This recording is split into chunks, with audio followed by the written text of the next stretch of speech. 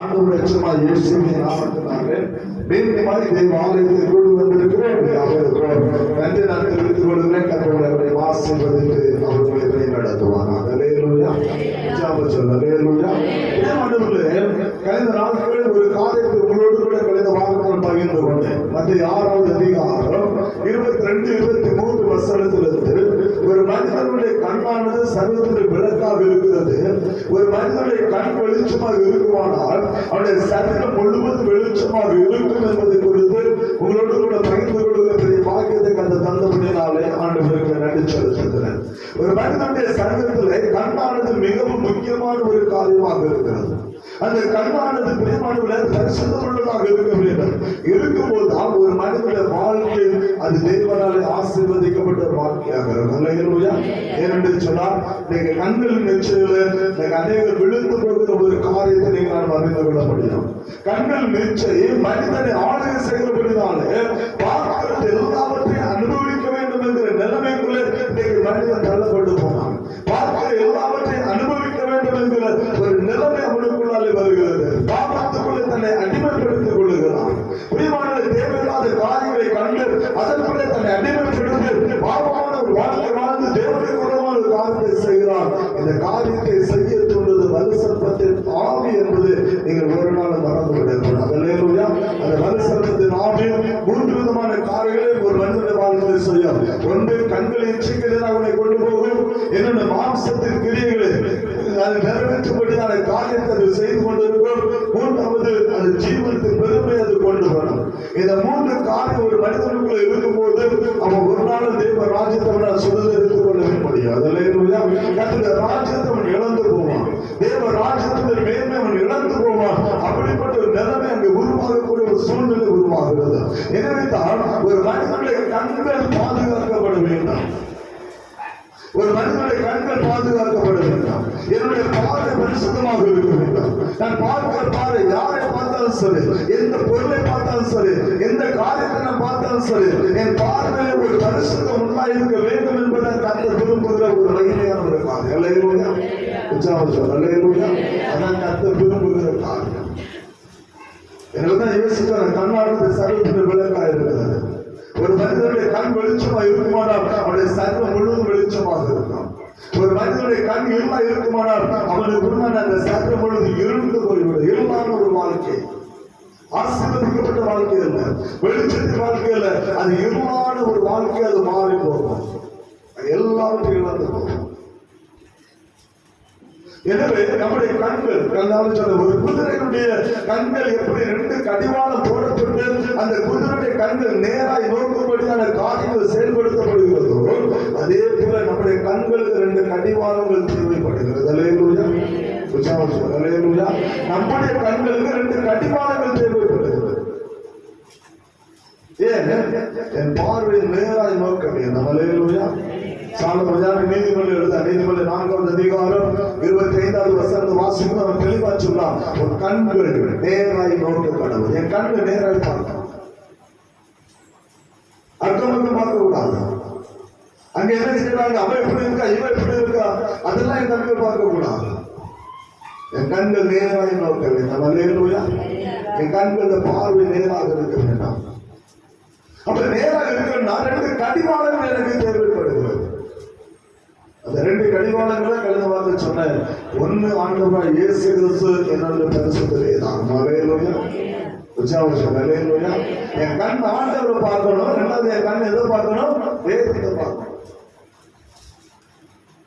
என் கண் ஆண்டவரை வேதத்தை என் கண் பார்க்கணும்னால் நான் பார்க்கிற எல்லாம் எனக்கு பரிசுத்தமான ஒரு காரியமாக இருக்கு. அல்லேலூயா. இந்த 2ஐ விட்டுவிட்டேன் என்று சொன்னா என் பார்வை வித்தியாசமா மாறிவிடும். என் பார்வையில பாவமான ஒரு காரியத்தினரை கடந்து போய்விடும். அது கடந்து போகிறதுனால தேவனுடைய ஆசீர்வாதம் இழந்து போகிறது. பாவம் எனக்கு அது கர்ப்பம் தெரிகிறது. அது எனக்கு மரணத்தை கொண்டு வருகிற ஒரு காரியமாக இருக்கிறது. அல்லேலூயா. அப்ப நான் பரிசுத்தமான ஒரு வாழ்க்கை வாழ வேண்டும் என்று சொன்னால், என் வார்த்தை பரிசுத்தமாக இருக்க வேண்டும் என்று சொன்னால், என் எண்ணங்கள், என் சிந்தனைகள், என்னுடைய தியானங்கள் ஒவ்வொன்றும் பரிசுத்தமாக இருக்க வேண்டும் என்று சொன்னால் எனக்கு 2 கடிவாளங்கள் தேவை. அந்த 2 கடிவாளங்கள் வேற ஒன்றும் இல்லை.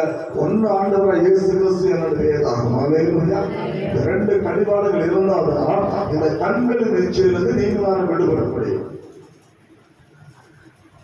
இந்த கண்களின் சேர்ந்து நீங்களான விடுபட முடியும். அதுதான் கடந்த வாரத்தை முழுவதும் நம்ம பகிர்ந்து கொண்டேன். இந்த வார்த்தை ஒரு மனிதனுடைய வாழ்க்கையில அவன் எப்படிப்பட்டவன், அவன் விழுந்து போக காரணம் என்ன என்பதை குறித்து, அவன் எதெல்லாம் இழந்தான் என்று சொல்லி அந்த கண்கள் நிச்சயமாக ஒரு மனிதன் கண்ட அந்த சோதனை கதை உங்களோடு கூட பகிர்ந்து கொள்ளும்படியாக இருக்கிறான். அப்படியே நம்மோடு கூட வேத வசனத்தின் மூலமாக நம்மோடு கூட கர்த்தர் ஈடுபடுவாராக. வேதம் சொல்லுகிறது 2 பேதுரு புத்தகம் 2வது அதிகாரம், திருப்பிக் கொள்ளலாம். 2 பேதுரு புத்தகம் 2வது அதிகாரம் 7, 8 ஆகிய 2 வசனத்தை வாசிக்கலாம். அக்கிரமக்காரருக்குள் அவருடைய காம விகார நடக்கையால் வருத்தப்பட்டு நாள்தோறும் அவருடைய அக்கிரம கிரியைகளை கண்டு கேட்டு நீதியுள்ள தன் இருதயத்தில் பாதிக்கப்பட்ட நீதிமானாகிய லோத்தை அவர் ரட்சித்திருக்க கர்த்தர் தேவ பக்தி உள்ளவர்களை ரட்சிக்கவும் அக்கிரமக்காரரை வைக்கவும் அவர் அறிந்தது. வேதம் சொல்லுகிறது, லோத்துவை குறித்து வேதம் சொல்லுகிறது. 2வது வசனத்தை கடைசி சொல்லுது, அவன் நீதிமான் என்று வேதம் சொல்லுகிறது. அல்லேலூயா. ஒரு நீதிமானாக லோத்து, அவன் சாதாரண மனிதன் அல்ல, வேதத்தின்படி நடந்த ஒரு மனிதன், கர்த்தருடைய வார்த்தைக்கு கீழ்ப்படிந்த மனிதன். ஆதியாகமம் 12வது அதிகாரத்தில் ஆண்டவர் ஆபிரகாமை அழைக்கும் போது ஆபிரகாமோடு கூட கர்த்தர் மாத்திரமே போதும் என்று சொல்லி தன்னுடைய பிரயாணத்தை துவங்கினவன் லோத்து. ஆபிரகாமோடு கூட சொந்த தேசம், சொந்த இடம், சொந்த குடும்பம் எல்லாவற்றையும் இழந்து கர்த்தருக்காக பிரயாணப்பட்டவன் லோத்து. வேதம் அவனை குறித்து அவன் நீதிமான் என்று வேதம் சொல்லுகிறது. அக்கிரமத்தை பொறுக்க முடியாத ஒரு வாழ்க்கை வாழ்ந்தவன் லோத்து. அந்த 8வது வசனம் தான் சொல்லுகிறது, நாள்தோறும் அவருடைய அக்கிரம கிரியைகளை கண்டு கேட்டு நீதியுள்ள தன் இருதயத்தில் பாதிக்கப்பட்டவன். ஐயோ, சோதரனுடைய நிலைமை கண்டு அவருடைய இருதயம் பாதிக்கப்பட்டுக் கொண்டிருக்க. ஐயோ, ஜனங்கள் பாவத்தில் இருக்கிறார்களே, ஜனங்கள் அக்கிரமத்தில் இருக்கிறார்களே, தேவனுக்கு பிரியமில்லாத பாவம் தேசத்தை நடைபெற்றுக் கொண்டு இருக்கிறாங்கிற ஒரு ஆனந்தம் ஒன்றுக்குள்ள இருந்தது, ஒரு வேதனை, ஜனங்களை கொண்டு ஒரு பாவம் ஒன்றுக்குள்ள இருந்தது. ஆண்டவருக்காக நீதிமானை வாழ்ந்தவன் லோத்து. அல்லேலூயா. அல்லேலூயா. அந்த லோத்துடைய வாழ்க்கை நடந்த சம்பவத்தை தான் இன்றைக்கு உங்களுக்காக நான் போட்டு நான் விரும்புகிறேன். வேதம் சொல்லுகிறது, அவன் நீதிமான், அவன் பாவத்தை வெறுக்கிறவன், பாவத்தை கண்டு மனஸ்தாபப்படுகிறவன், பாவத்தின் அக்கிரமத்தை கிரியைகளை கண்டு மனஸ்தாபப்பட்ட ஒரு மனிதன், ஆண்டவருக்காக வாழ்ந்தவன், ஆண்டவருக்குள்ள எல்லாவற்றையும் விட்டுவிட்டு கர்த்தர் ஒருவரை போதும் என்று சொல்லி அவன் தன்னுடைய பிரயாணத்தை ஆரம்பித்தவன் லோத்து. ஆனால் நடந்த காரியம் என்ன?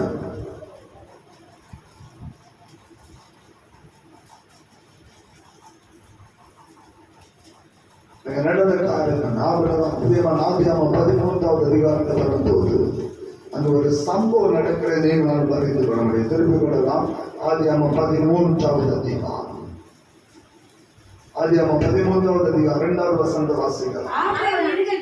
ஆபிரகாம் மிருக ஜீவன்களும் வெள்ளியும் பொன்னுமான ஆஸ்திகளுடைய சீமானவன். அல்லேலூயா. ஆபிரகாம் வெள்ளி, பொன், பிரியமான மிருக ஜீவன்கள் எல்லாவற்றோட ஆஸ்திகளுடைய ஒரு பெரிய சீமானாய் ஒண்ணுமில்லாம புறப்பட்டான். கர்த்தர் ஆபிரகாமை சீமானாய் கர்த்தர் மாற்றி வைத்திருந்தார். அல்லேலூயா. இந்த ஆபிரகாமோடு கூட லோத்துவை கர்த்தர் ஆசீர்வதித்தார். 5வது வசனம் படிக்கலாம்.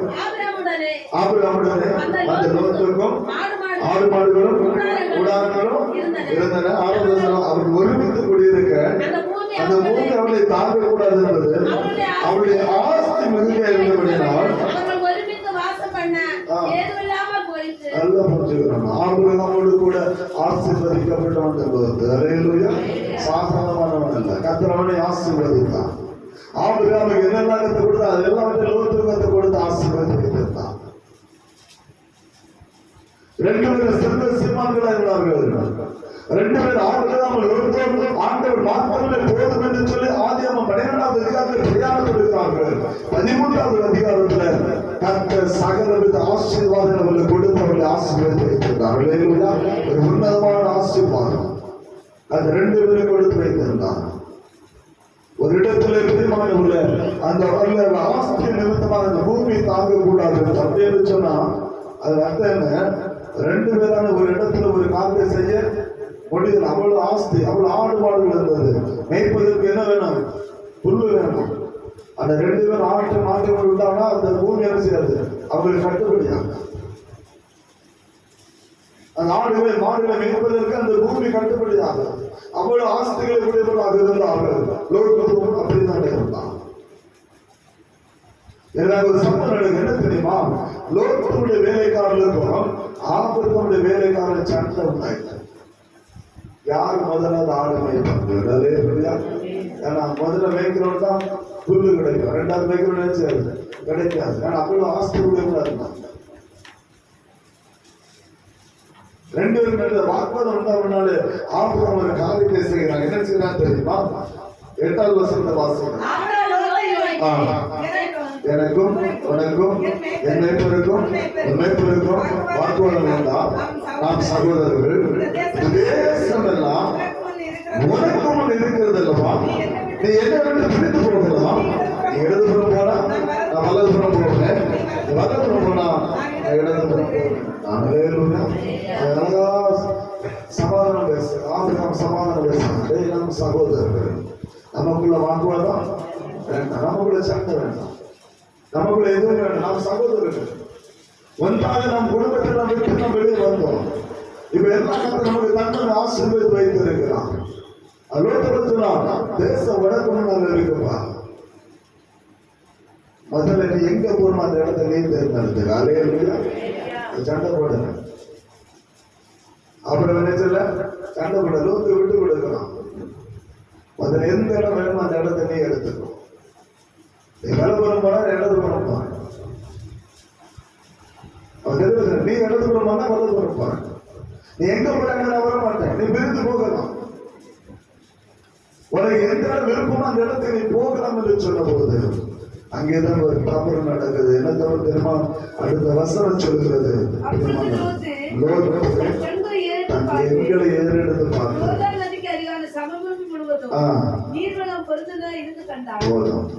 வேதம் சொல்லி இப்பொழுது லோத்து தன் கண்களை ஏறெடுத்து பார்த்தான். இப்பதான் லோத்துடைய கண்கள் அங்கே வெளியே போகிறது. இதுக்குள்ள என்ன நடந்தது? வெளி உலகத்தை பார்த்தாலும் அந்த எண்ணம் அவனுக்குள்ள இல்ல. நல்ல புரியுது. வெளி உலகத்தை வாழ்ந்தாங்க. ஆபிரகாம் லோத்து வெளி உலகத்தை வாழ்ந்தாங்க. சகல ஜனங்களோட வாழ்ந்தாங்க. இவங்களை சுற்றி மற்ற புறச்சார் ஜனங்கள் இருந்தாங்க. ஆனா இவருடைய கண்கள் வேற என்ன செய்யல, போகல. ஏன்னா ஆபிரகாமோடு கூட இருந்தா 2 பேர் ஆண்டவரை பத்தி பேசுறாங்க.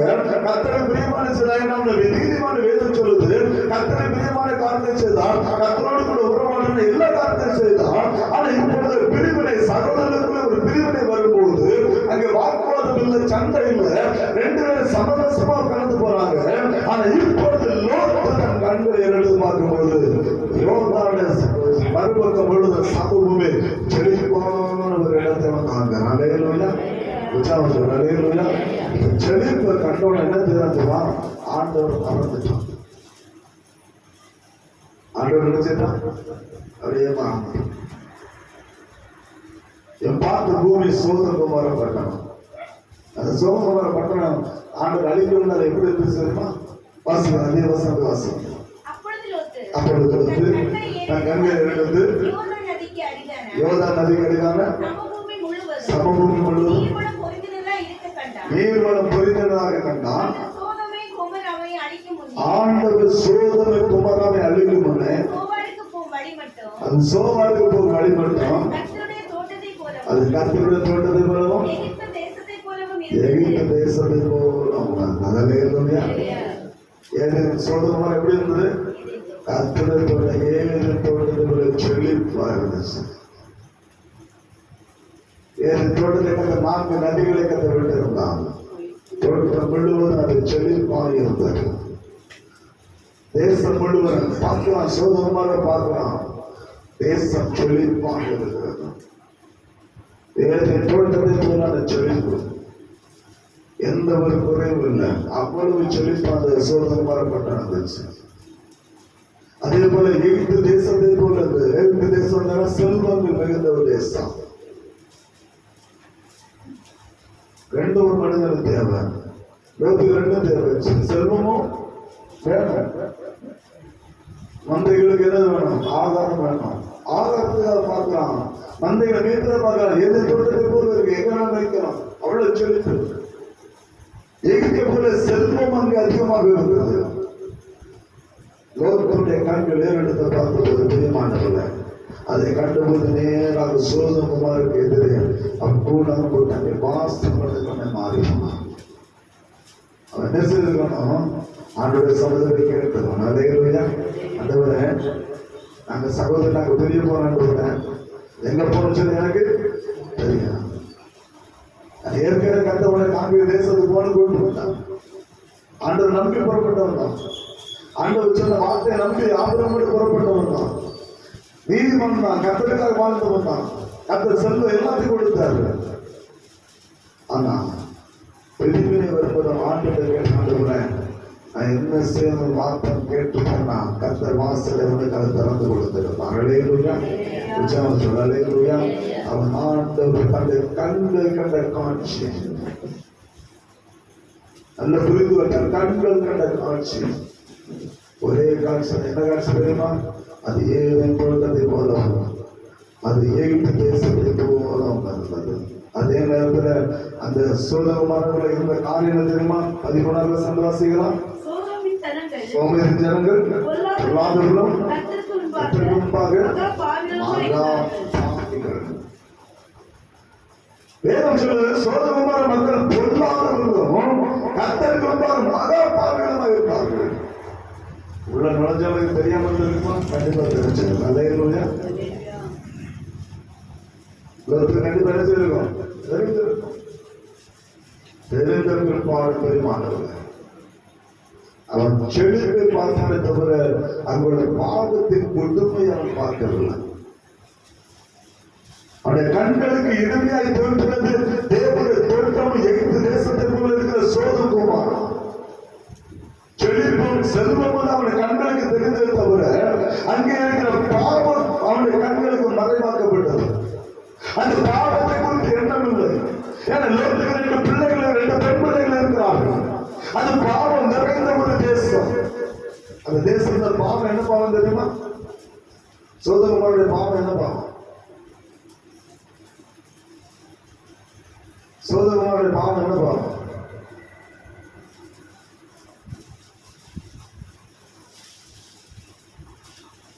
சோதகுமாருடைய பாவம் என்ன பாவம்?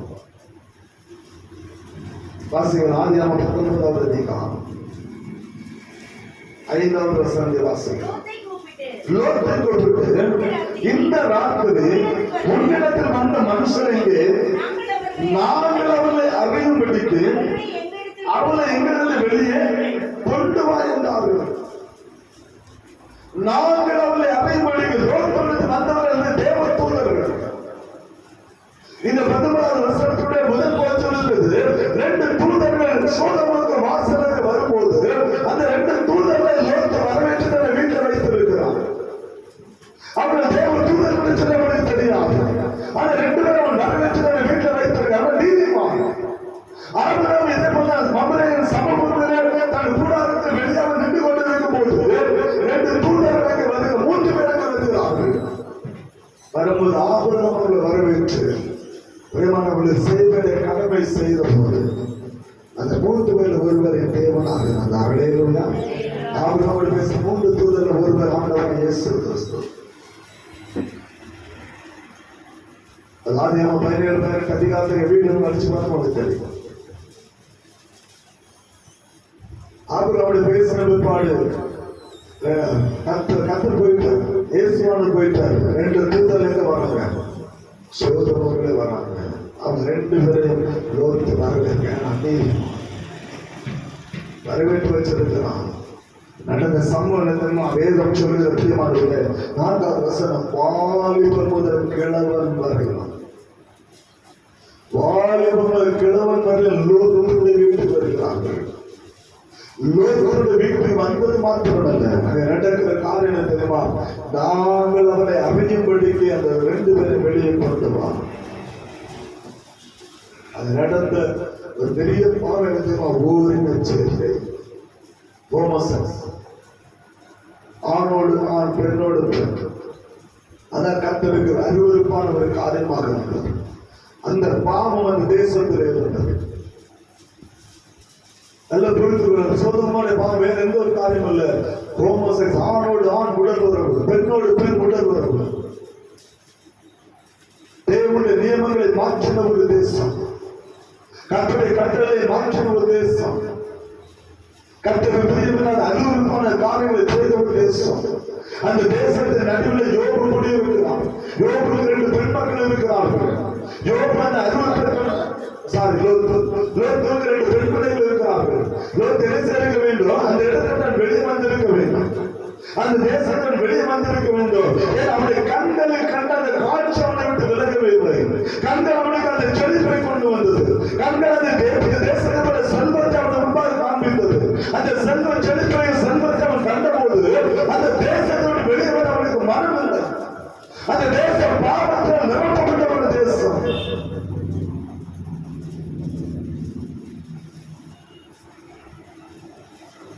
ஆண்டவர் என்ன சொன்னார் தெரியுமா? என்னோட கூட வாசிக்கலாம். ஆமோஸ் 2வது அதிகாரம் 7வது வசனம். ஆமோஸ் 2வது அதிகாரம் 7வது வசனம்.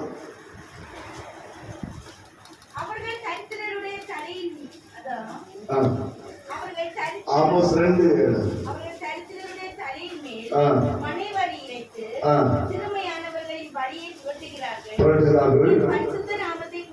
நல்லவர் ஏன் பரிசுத்த நாமத்தை குலைச்சலாகும்படிக்கு மகனும் தகப்பனும் அருவருப்பு, தகப்பனும் மகனும் ஒரே பெண்ணிடத்தில் பிரவேசிக்கிறார். ஆமோஸ் தீர்க்கதரிசன நாட்களில் இஸ்ரவேல் தேசத்தில் நடந்த அருவருப்பான ஒரு காரியம். தேசம் அந்த அளவுக்கு சீர்கெட்டு கர்த்தர் வெளிப்படுத்துகிறார். ஐயா, என் பரிசுத்த நாமத்தை குலைச்சலாக்கும்படி நான் அழைத்து கொண்டு வந்த என் தேசம், நான் அழைத்து கொண்டு வந்த என் ஜனம், நான் மீட்டெடுத்த ஜனம், எகிப்தின் அடிமையிலிருந்து நான் மீட்டெடுத்து கொண்டு வந்த என் ஜனம், ஐயா, தகப்பனும் மகனும் ஒரே பெண்ணிடத்தில் பிரவேசிக்கிறார்கள். பாவம்.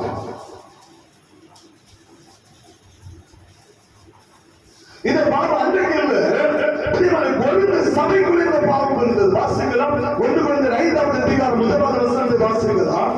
சபைக்குள்ளே இப்படிப்பட்ட பாவம் இருந்தது. வாசிக்கலாம். உங்களுக்குள்ளே விபச்சாரம் உண்டு என்று பிரசித்தமாய் சொல்லப்படுகிறது. ஒருவன் தன் தகப்பனுடைய மனைவியை வைத்துக் கொண்டு வச்சான். தகப்பனுடைய மனைவி பெற்ற தாயோடு வச்சான். யாரு? மகன்.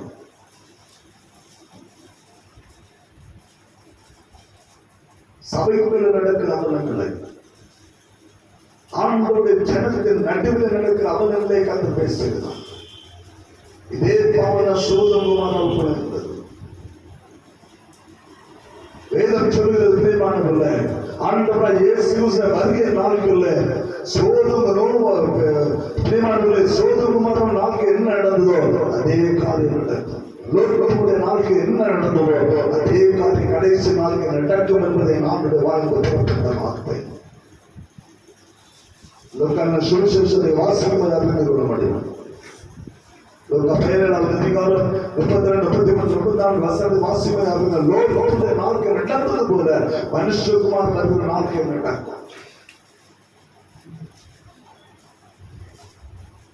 இன்னைக்கு தேசம் அப்படிப்பட்ட பாவத்துக்குள்ள இருப்பதை நீங்கள் நான் அறிந்து கொள்ள முடியும்.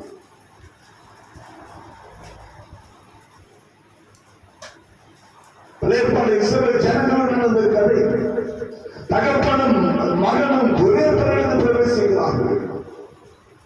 புதிய பாட்டு சபையில கொழுந்து சபை பவுனால் உருவாக்கப்பட்ட ஆண்டோட ரத்தத்தால் கழுவப்பட்ட சபைக்குள்ள நடக்க அவர்களே பவுல் நடந்துகிறார். தகப்பன் மனைவி வைத்திருக்கிறார் என்று சொல்லு. மகன் பெற்ற தாயோடு பெற்றார். ஏன் கண்களின் இச்சை. அல்லேலூயா. பார்த்தவனை அனுபவிக்கணுங்கிறேன். தாய் பெற்ற தாயை கூட அவனால் பரிசுத்தமா பார்க்க முடியல.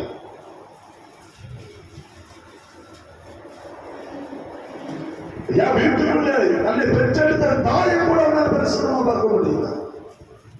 தன் உடம்பெற்ற சகோதர சகோதரி அவனால் பரிசுத்தமா பார்க்க முடியல. கண்களின் இச்சை. பார்க்கிற காரியத்தை எண்ணங்களை கண்ண முன்னாலே கொண்டு வந்து பிரியமானவர்களை குடும்பத்தை சீரழிக்கிற ஒரு பொல்லாத ஒரு பாவம். பரிசுத்தத்தின் ஆவி சபையை கூட விட்டு வைக்கிறது. என்ன சொல்றது தெரியுமா? வாசிக்கிறார் பிரியமான என்னோடு கூட யாத்திரை புஸ்தகம் 22வது அதிகாரம். யாத்திரை 22வது அதிகாரம் 19வது வசனத்தை வாசிக்கலாம். ஆண்டவர் என்ன சொல்லுகிறார்? மிருகத்தோடு புணர்கிறவன் கொல்லப்பட வேண்டும்.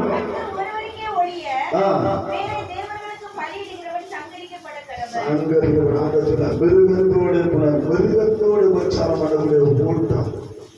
அதனால இஸ்ரவேல் ஜனங்களுக்கு நியமமா கற்றுக் கொடுத்தாங்க. மிருகத்தோடு உபச்சாரம் பண்ணி நான் கொல்லப்படணும், அவன் இருக்கவே கூடாது. ஏன்னு சொன்னா பிரியமானவர்களே, உறவு என்பது கர்த்தருக்கு பரிசுத்தமான ஒரு காரியம். அல்லேலூயா. அதனால்தான் ஒருவருக்கு உறுதியை கர்த்தர் உருவாக்கி கர்த்தர்களை கொண்டு வந்து வைத்தார். பள்ளிக்கு பெருங்க விட்டு சொல்லி அதை பரிசுத்தமாக வைத்திருந்தார். அதான் புருஷ மனைவிக்கு ஒருவருக்கு பரிசுத்தமான உருவம், அது பரிசுத்தமான பந்தம். வேதத்தில் புருஷன் மனைவி ஒரே மாம்சமா, ஒரே மாம்சம் எங்க அந்த உறவுல ஒரே மாம்சமாக இருப்பான். அது தேவ நியமித்த நியமம். அல்லேலூயா. அது பரிசுத்தமானது. தேவ நியமித்த நியமன பரிசுத்த தொடர்ச்சி. மிருகத்தோடு உபச்சாரம் பண்ணிட்டு இருக்கான் மனுஷன். ஆணும் சரி பெண்ணும் சரி.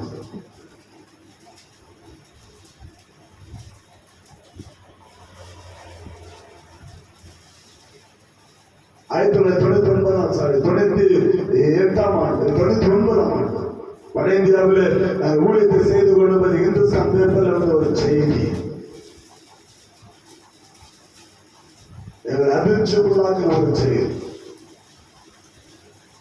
1999ஆம் ஆண்டு இந்துஸ்தான் வட இந்தியாவில் இந்துஸ்தான் பேப்பர், அந்த பேப்பர்ல வந்த ஒரு செய்தி என்ன தெரியுமா? இங்கிலாந்து தேசத்துல சபைக்குள்ளே பிரியமானவர்களே ஒரு திருமணம் அங்கு நடைபெற்றது. இங்கிலாந்து தேசத்துடைய சபைக்குள்ள திருமணம் நடைபெற்றது. என்ன திருமணம் தெரியுமா? தாயானவள் தன் பெற்றெடுத்த மகனை திருமணம் பண்ணினார். தன்னுடைய சந்தேகத்தில் மத்திய வாழத்துக்குள்ள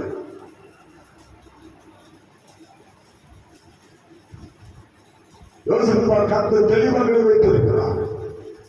ஒரு மனிதனுடைய உறவு எப்படி இருக்க வேண்டும், ஒரு மனிதனுடைய வாழ்க்கை எப்படி இருக்க வேண்டும் என்பது தேவன் நமக்கு நியமித்த ஒரு மகிமையான ஒரு பரிசுத்தமான ஒரு ஜீவிதமான ஒரு வாழ்க்கை. இஸ்ரவேல் ஜனங்கள் அவ்வளவு காம விகாரமான காரியம், கண்கள் பட்டதெல்லாம் அனுபவிக்காத கண்கள் இச்சைக்கு இடம் கொடுத்தான். அவன் எதை பார்த்தாலும் இச்சோட கண்களோட பார்க்க ஆரம்பித்தான். பார்த்ததெல்லாம் அனுபவிக்கிறது மிருகத்தை கூட விட்டு வைக்கிறான். அதான் மிருகத்துடைய புணர்வன் கொலை செய்யப்படலை. நல்ல அவன் தேசத்தை இருக்கவன் அந்த சாமியை அறிவு பார்க்கிற மாதிரி. அதோடு விட்டாரா லேவியராம் 20வது அதிகாரம் 15வது வசனத்தில் கர்த்தர் ஏன் இதெல்லாம் எழுதி வைத்திருக்கிறார் நீங்க புரிஞ்சுக்கணும். லேவியராம் 20வது அதிகாரம் 15வது வசனம். ஒருவன் மிருகத்தோடே புணர்ந்தால் அவன் கொலை செய்யப்பட கடவன். அவன் கொலை செய்யப்பட கடவன். மிருகத்தையும் கொல்ல கடவீர்கள். அவனும் கொல்லப்படும், மிருகமும் கொல்லப்படும். அது வேதனை சொல்லுகிற காரியம். 1 அதிகாரம் 9வது வசனம். சபை குறித்த பவுல் எழுதின பாருங்க. பழைய ஏற்பாடு நடக்க நினைக்க கூடாது. புதிய ஏற்பாடு காலத்துல அநியாயக்கார தேவ ராஜ்யத்தை சுதந்திரிக்க மாட்டார்கள். வஞ்சிக்கப்படாதீர்கள். வேசி மார்க்கத்தாலும் விக்கிரக ஆராதனைக்காரரும் விபச்சாரக்காரரும் சுய புணர்ச்சிக்காரரும் ஆண் புணர்ச்சிக்காரரும் பொருளாசைக்காரரும் தேவராஜ்யத்தை சுதந்திரிக்க முடியாது. இன்னொருவருடைய வாழ்க்கை எப்படிதான் இருந்தது?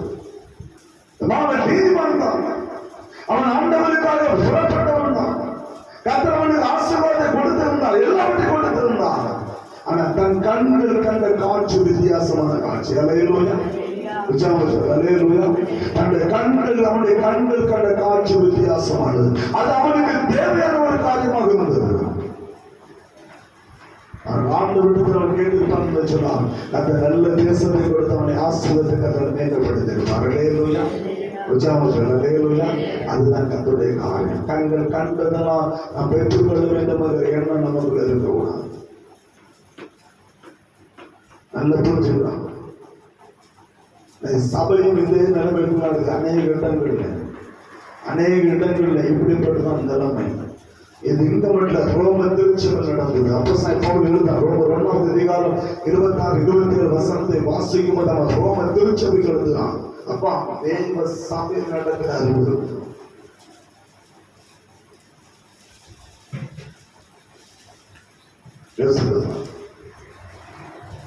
கடைசி காலத்தில் வந்து நிற்கிறோம். அல்லேலூயா. அல்லேலூயா. பரிசுத்தமான ஒரு வாழ்க்கை வாழ கற்றுக்கொள்ள ரோமர் 1ஆம் அதிகாரம் 26, 27 வசனம் மேக்சிமம் நடக்கூடிய இடம் இது ஹாஸ்டல், தங்கு விடுதிகள், நெருங்கிய நண்பர் மூலமா நடக்கிற ஒரு சம்பவம் இன்றைக்கு நடைபெற்றுக் கொண்டுதான் இருக்கிறது. அரசாங்கத்தில் பிரியமானவர்கள் இன்னைக்கு லைசன்ஸுக்காக போராடிட்டு இருக்கிறாங்க. ஒரு எச்சரிக்கையாளர்கள் டிவியில பார்த்து இன்னைக்கு லைசன்ஸ் வாங்கிட்டு கிறிஸ்தவ நாடுகள லைசன்ஸ் கொடுத்து வச்சிருக்கிறான்.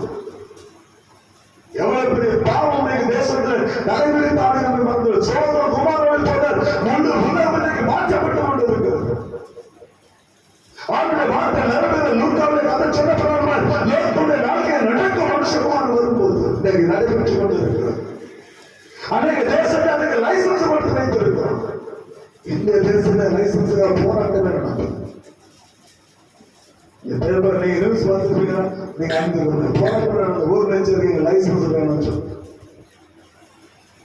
இந்திய அரசாங்கம் அது கொடுக்கலாமா கொடுக்க கூடாதுன்னு சொல்லி தாமதமாகி கொண்டிருக்கிறது.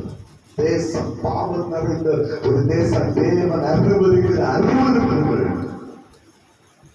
தேசத்தை நடைபெற்றுக் கொண்டிருக்கிற ஒரு காலம். அந்த தேசத்தை நீங்கள் அனுபவித்து கொண்டிருக்கிறோம். அதே தேசம் இருக்கும். அதே பாவம் இந்த தேசத்துக்குள்ள இருக்கிறோம்.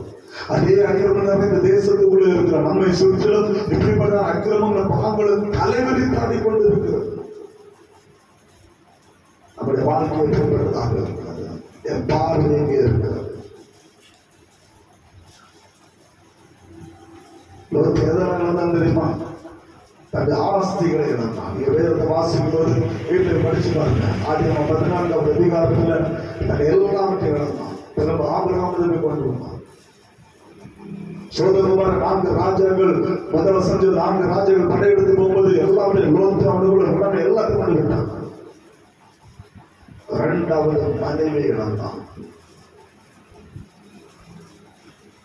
அவளை எப்படி போட்டானா பார்வையினால போட்டுருந்தாங்க.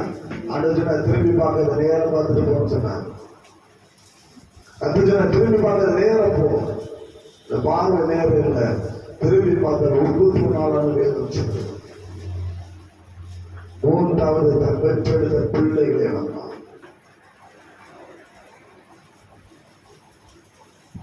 நல்ல புரிஞ்சுக்கிறான்.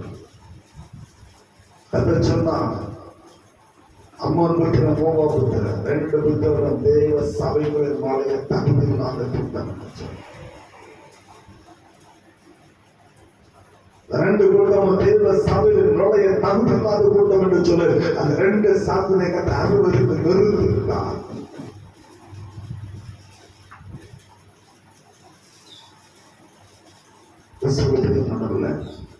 நம்முடைய வாழ்க்கை எப்படிப்பட்டதாக பார்வை எப்படிப்பட்டதாக கண்கள் பரிசுத்தமானதை பார்க்கிறேன். என் கண்கள் பரிசுத்தமானதை பார்க்கும்போது பரிசுத்தமான காரியத்தை நான் செயல்படுத்த முடியும். அப்படிப்பட்ட ஒரு தேசத்திலே வாழ்ந்து கொண்டிருக்கிறோம். அப்படிப்பட்ட சூழ்நிலைகளை நாம் வாழ்ந்து கொண்டிருக்கிறோம்.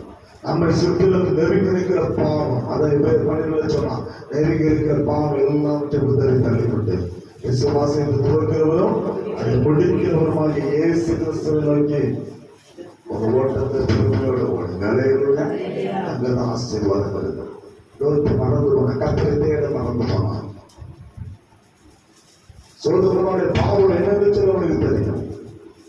சோதரனுடைய நிலைமை என்னன்னு சொல்லி தெரியும். ஐயா வாலிபன் வயசானவன் முதல் அந்த இடத்தோட இருந்தான்.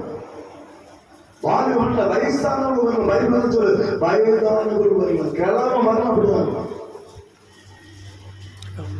அதனால அந்த சோதரகுமார் அழிஞ்ச கத்த திட்டம் வைத்தார். அல்லேலூயா. கடைசி காலம் அந்த தேசத்தை அழிக்க போகிறார். ஆனா நம்முடைய தேசம் அந்த உலகம் முழுவதும் இந்த பாவம் என்ன செய்ய தலைவிரித்து ஆடிக்கொண்டுதான் இருக்கு. உலகம் முழுவதும் ஆடிக்கொண்டு இந்த பாவம். பிரியமானவர்களே, நாம் எச்சரிக்கையாக இருக்க கடமைப்பட்டிருக்கிறோம். அல்லேலூயா.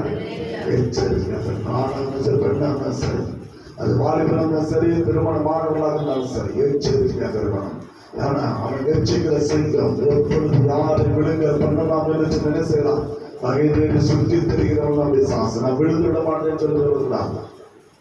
வேதம் சொல்லு நிற்கிறேன் சொல்லுகிறவன் விழுந்து விடாது என்ன செய்யணும். எச்சரிக்கையா இருக்கணும். அவன் சொல்ல நான் நிற்கிறேன்னு சொன்னான். பைபிள் சொல்லுது நிற்கிறவன் விழுந்து விடாம எச்சரிக்கையா இருந்தது. அப்படியே எச்சரிக்கையா இருந்தான்னு சொன்னான். இல்ல நாம் சபை. அல்லேலூயா. அல்லேலூயா. நாம் சபை. அவங்க இரத்தத்தினால மீட்கப்பட்ட பொருள். அல்லேலூயா. நாம் அவருக்காக தேர்ந்தெடுக்கப்பட்ட பரிசுத்த ஜனம். அல்லேலூயா. அவருக்காக தேர்ந்தெடுக்கப்பட்ட பரிசுத்த ஜனம். அவருக்காக பரிசுத்தமாய் வாழும்படியாக அவருக்காக தேர்ந்தெடுக்கப்பட்ட ஜனம். இந்த கண்கள் வீழ்ச்சை அந்த மனிதனை விழப்படுகிற ஒரு காரணம். தொடர்ந்து நம்ம பார்க்க நிறைய வேதத்தை விழுந்து போன மனுஷன் நம்ம பார்க்குவோம். விழுந்து போனா பரிசுத்தமான தேவனா தேர்ந்தெடுக்கப்பட்ட பிள்ளைகள் கஞ்சாதியர் இதை பார்ப்பீங்க. நாங்கள் கொண்டு வரோம் உங்களுக்கு தெரியும். அதனால தான் பெரியமானவில்லை. கடைசி காலத்தை வாழக்கூடிய நீங்கள் நானும் இந்த கண்களின் செய்து விடுதலையாக்கப்பட்டே ஆக வேண்டும். இந்த பார்வையிலிருந்து நம்ம பரிசுத்தமாக்கப்பட்டே ஆக வேண்டும். அந்த பரிசுத்தம் பார்வையில் அது எனக்கு பரிசுத்தம் சொன்ன அந்த ரெண்டே கடிவாளம் தான். ஒன்று இயேசு என்னோட வேதம். அல்லேலூயா. என் பார்வை ஒரு கண் என் இயேசு பார்க்கணும், ஒரு கண் வேதத்தை. என் ரெண்டு கண்கள் இந்த ரெண்டு காலத்தில் இருக்குமானால் நான் பார்க்கிற பார்வை பரிசுத்தமாக இருக்கிறோம். என் பார்க்க பரிசுத்தமாக இருக்கும். அல்லேலூயா. அப்படிப்பட்ட ஒரு பரிசுத்தமான வாழ்க்கை விட்டீங்க. ஆபிரகாமை பாருங்க.